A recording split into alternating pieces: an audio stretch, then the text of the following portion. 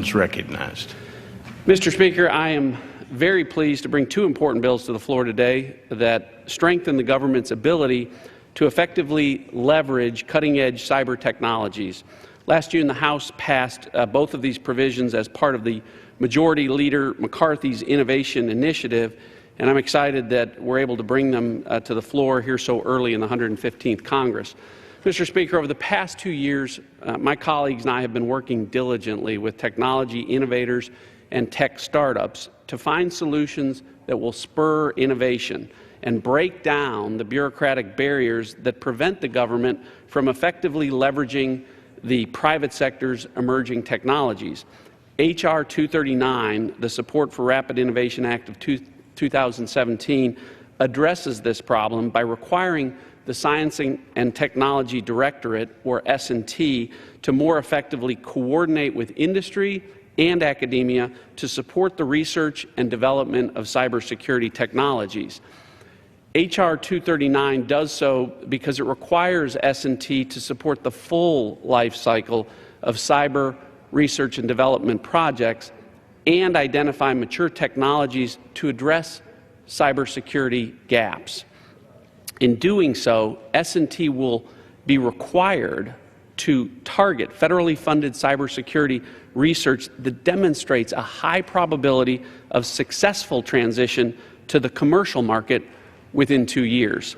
This bill will also extend the use of other transactional authority, or OTA, until the year 2021, a move that will improve DHS's ability to engage with tech startups that are developing these cutting-edge technologies. H.R. 239 also includes additional accountability requirements to ensure that there's proper oversight of the authority. Mr. Speaker, our digital borders are constantly being barraged by cyber criminals, by nation-states, and by terrorists seeking to exploit and harm innocent Americans. Almost daily, we read news stories on how these hackers are intruding into our networks and doing so with increased sophistication. One thing is for certain: we have seen that cyber intrusions and their impact on victims quickly morph and increase both in frequency and in their severity. In 2017, these hackers will unfortunately continue to pose a great threat to the U.S. homeland and to our critical infrastructure. The federal government, therefore, needs to keep pace with these evolving threats by more actively working with the private sector to find effective solutions.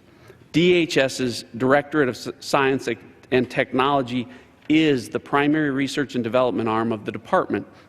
The Directorate manages basic and applied research and development, including cybersecurity R&D, for the department's operational components and for our first responders. Ensuring that there are mechanisms in place like S&T's cybersecurity R&D programs and the OTA to support the dynamic nature of cybersecurity research and development is essential for addressing homeland security capability gaps. Thank you again, Mr. Speaker, for calling up this important bill today. I believe it will have an incredibly positive impact on encouraging technology innovation across the nation to address our vital homeland security needs.